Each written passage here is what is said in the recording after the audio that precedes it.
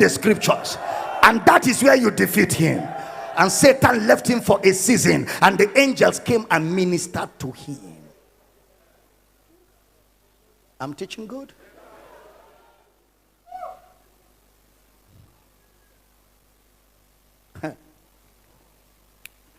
So your mouth is not given to you primarily to swallow amala. Your mouth was given to you to give you direction in life. Your words design the course of your life. Your words design the course of your life. Your words. Words.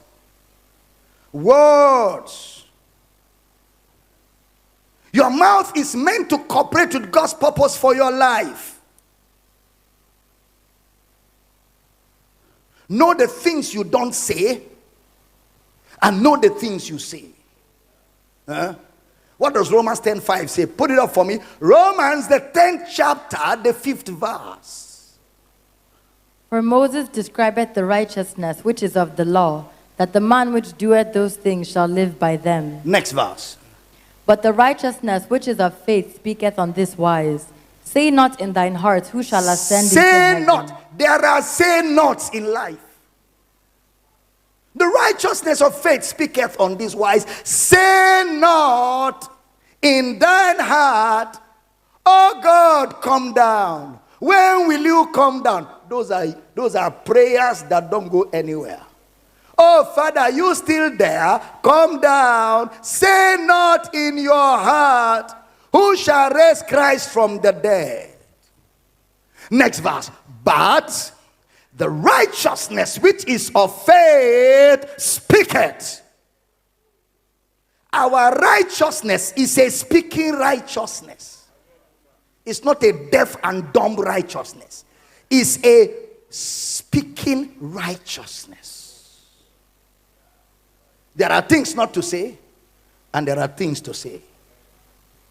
The righteousness of faith speaketh on this wise. Why is our Bible this big? 66 volumes.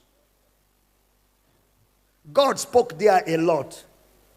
Satan spoke in the Bible. Men spoke in the Bible. Even animals spoke in the Bible. Liars spoke in the Bible. Thieves. It's a book of speakings. So that's why the speakings must be rightly divided, to know which one is God and which one is Satan, which one is man, which one is animal.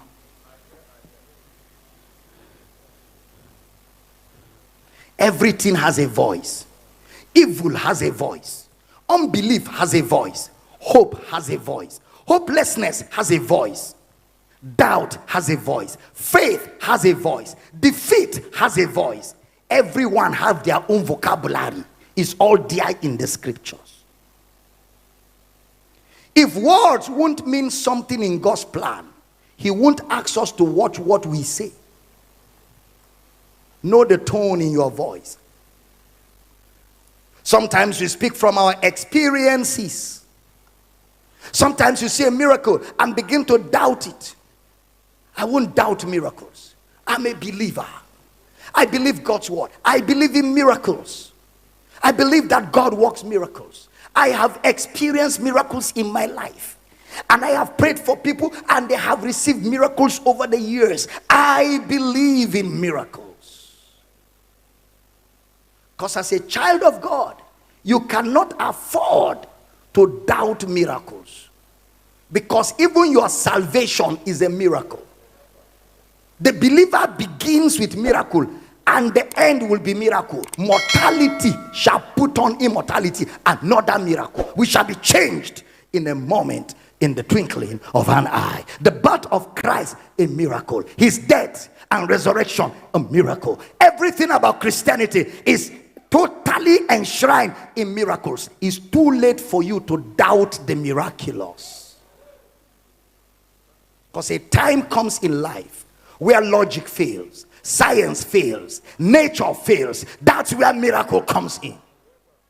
You can't afford to doubt miracles.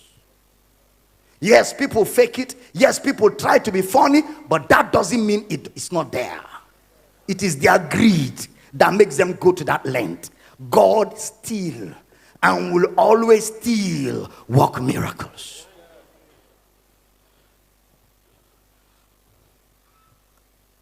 Teaching good?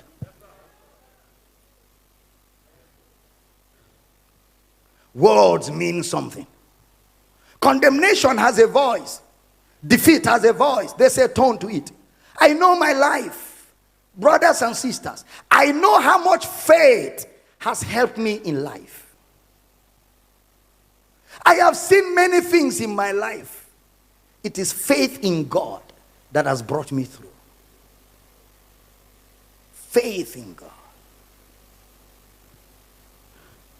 That's why the songwriter will say, through it all, I've learned to trust in Jesus. I've learned to trust in God. Through it all,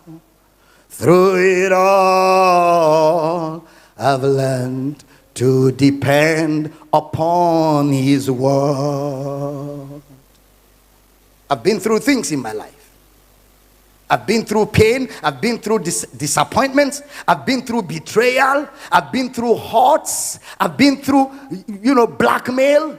People have misunderstood me. People have ostracized me, criticized me, attacked me. People have maligned me. People have pushed me, persecuted me.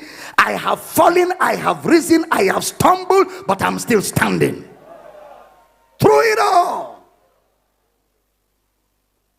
I've learned to trust in Jesus.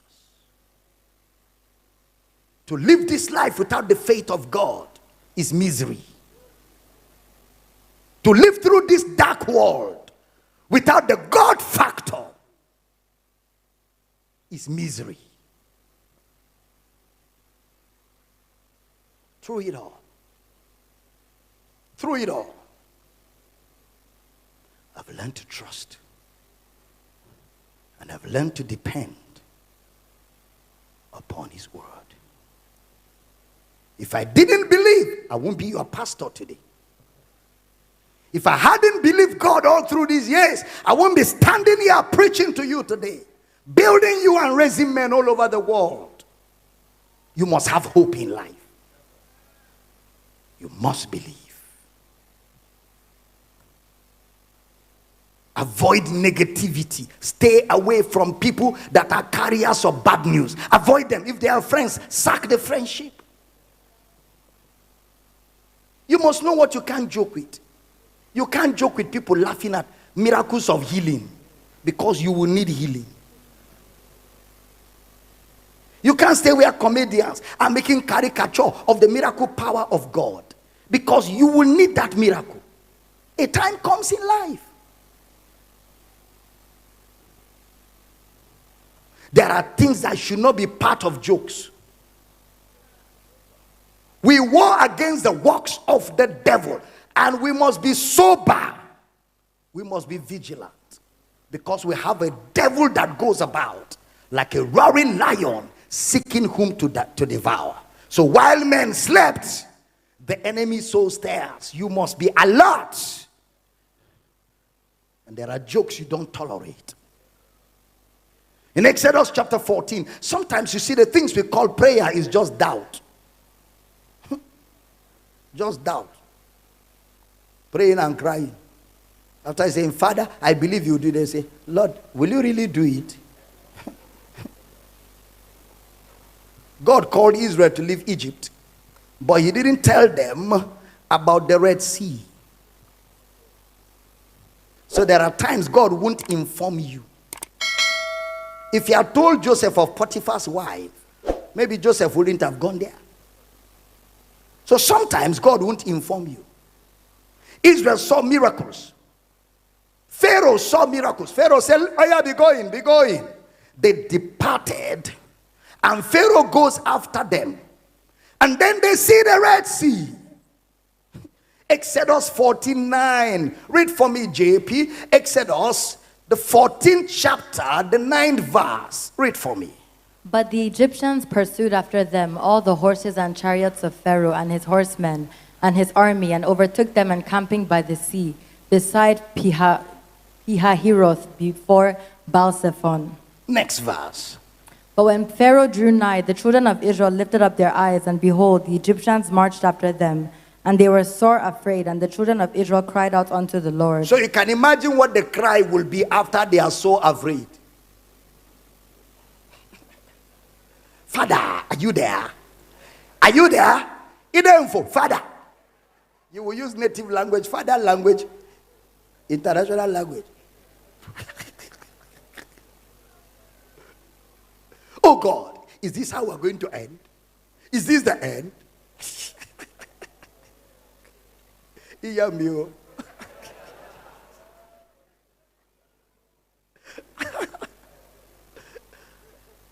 They panicked. The prayer of fear is not a good prayer. Philippians chapter 4 verse 6, be anxious for nothing. Panic about nothing. Impatience possess your soul. Be anxious for nothing, but in everything, by prayer and supplication, let your requests be made known unto the Lord. They cried unto the Lord. And sometimes, what they cannot say to God, they will turn and say to Moses, so you brought us out to kill us in this bush. They have seen miracles, yet they panicked. Read verse 11 of Exodus, the 14th chapter for me. Verse 11. And they said unto Moses, because there were no graves in Egypt, hast thou taken us away to die in the wilderness? Wherefore hast thou dealt thus with us, to carry us forth out of Egypt? So because there were no graves, they have already started calculating their burial. How did you see death? Didn't we tell you, leave us alone? Moses. Read verse 12. Verse 12. Is not this the word that we did tell thee in Egypt, saying, let us alone that we may serve the Egyptians? For it had been better for us to serve the Egyptians than that we should die in the wilderness. This is a summary of what they were saying from morning till evening. Then Moses said unto them, the 13th verse of the 14th chapter. And Moses said unto the people, fear ye not, stand still, and see the salvation of the Lord, which he will show to you today. For the Egyptians whom ye have seen today, ye shall see them again no more forever. Fear not. There's a sea, but the Lord will fight for you. If God called you to do something and an obstacle shows up, God will show up.